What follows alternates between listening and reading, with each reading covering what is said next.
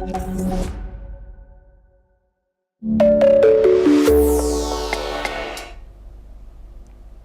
I'm Asuma Katauka and you're watching Deep Dive on NewsX World. Today we are delving into the most sweeping changes made to Australia's gun control laws in over 30 years, which are being enacted by the Australian Parliament following the shooting at Sydney's Bondi beach. For nearly 30 years, Australia was the world's gold standard for gun control. After the 1996 Port Arthur massacre, Australia did what they thought was impossible. The country banned semi-automatics and bought back 650,000 weapons, but behind the scenes, the numbers were creeping back up. By 2025, there were more guns in Australia per capita than there were before Port Arthur. Then, on December 14th of this year, the gold standard was shattered at Bondi Beach. After a week of national outrage and mourning, the Australian Prime Minister announced sweeping changes to gun laws in the country. The key reforms anchoring these changes are the end of licenses for life and the introduction of the National Firearms Register. The Bondi attack revealed a series of cracks in the system that shocked the public. The shooters, foreign nationals on a resident visa, legally owned 6 high-powered firearms, despite being previously flagged by a CO. This raised 2 questions that have now changed Australian law forever.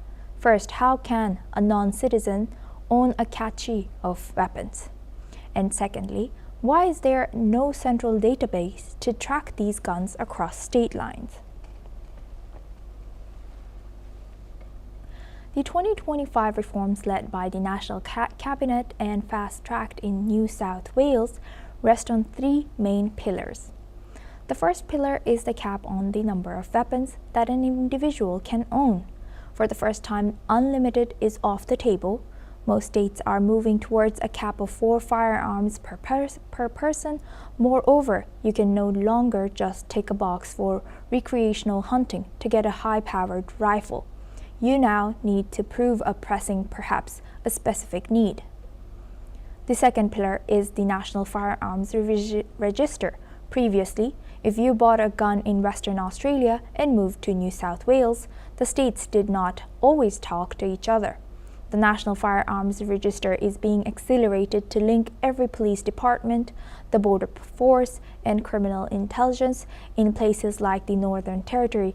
Every owner must now photograph and re-verify every serial number they own to clean up the data before the 2028 full launch. Finally, the most controversial pillar of the 3 is the citizenship rule. Citizenship is now a prerequisite. If you aren't an Australian citizen, with minor exceptions for New Zealand residents in security or farming, you can no longer hold a firearms license, period. Another controversial layer is being added by states like Western Australia and New South Wales, which is the physical and mental fitness check. To get or renew a license, you need a doctor to sign off on your physical and mental fitness. This has doctors worried, who argue that they aren't risk predictors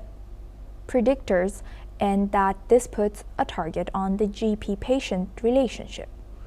Some fair owners will stop being honest about their mental health just to keep their guns. Beyond the legislative changes, Australia is also engaging in a massive buyback of banned weapons. Newly prohibited weapons like lever-release shotguns and high-capacity magazines are being bought back from the public by the government as part of a multi-million-dollar buyback scheme. To discuss these new laws and more, joining us is Mr. Akshit Tyagi, a journalist and international relations researcher from Canberra.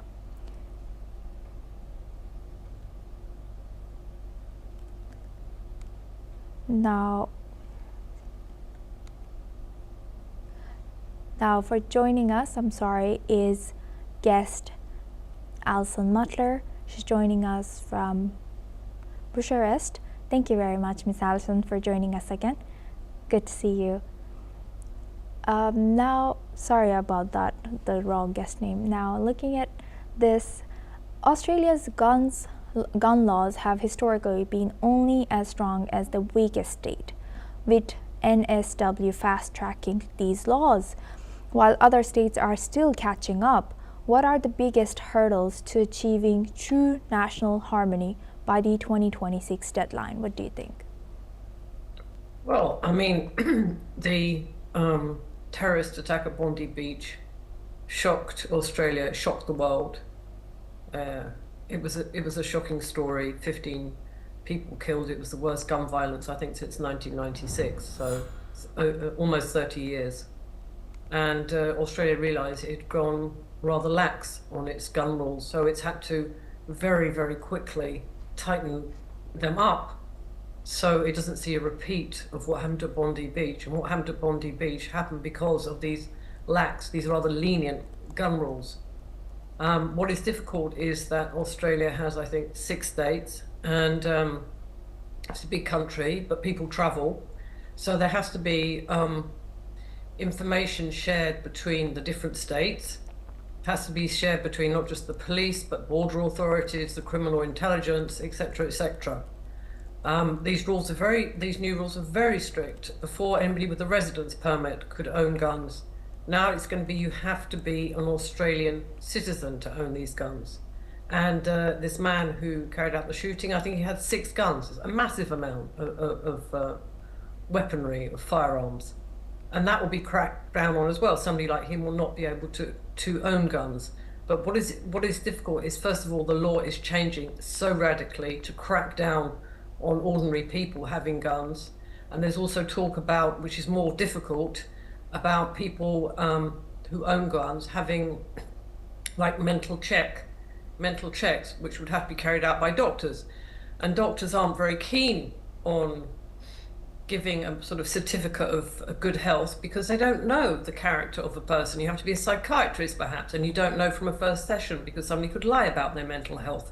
So they are worried about giving a bill of clean health saying somebody is mentally well and can own a gun, and then it so happens that that person carries out an attack and they would feel responsible for that.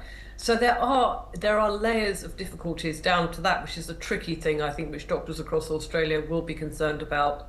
Sharing information is very important across various institutions and law enforcement bodies. That is very important, but it will require a level of organisation.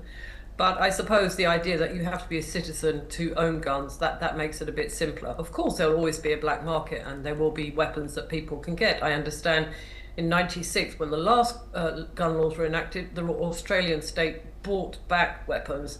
And I think I'm not entirely up to date with this, and obviously it's also a fast-changing situation. That also might happen because the country probably has a lot of weapons, and the state will have to buy those back. So that will take a lot of organisation as well. Yes, indeed. Thank you for highlighting that. And Ms. Mutler, medical bodies have expressed concerns about GPS. You've already touched a little bit on this, but about GPS being forced to act as firearms assessors. Is there a risk that this will backfire by discouraging gun owners from seeking mental health support for fear of losing? That they are mentally unstable, it's hard to say, or perhaps they are mentally unstable, it's hard to say, or perhaps somebody did have some kind of mental health issue, but they've been treated for it.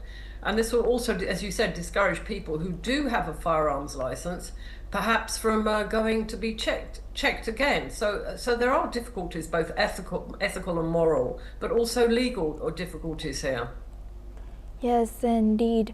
Thank you for highlighting that once again. And the new requirement that only Australian citizens can hold firearms license is a major policy shift. Beyond the immediate impact on resident visa holders, what is the government's specific legal justifications for this?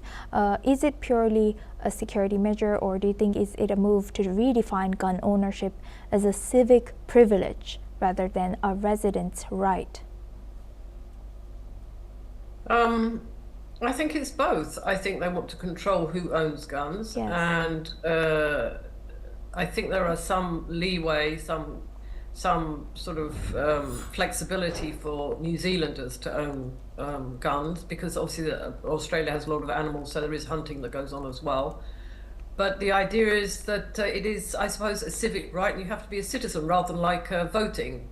Even if you have a residence permit in a country, you can't vote, perhaps in local elections. So I suppose it's twofold. It's both to control who owns guns, and the idea is that somebody could come in and stay in the country for 6 months, get a residence visa, and then carry out a shooting spree, which is, which has happened.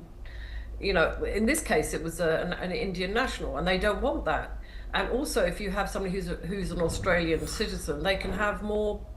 They have more of their history. They have more. They can keep tabs on them easier than somebody who just comes into the country for a limited amount of time.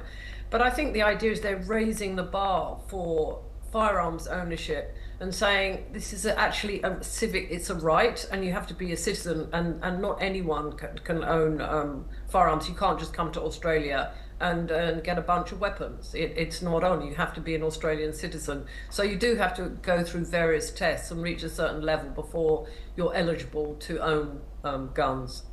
100%. Thank you for sharing that. Very enlightening. With that, I would like to thank Ms. Alison Mutler for always joining us and sharing that insight from Bucharest. Thank you very much.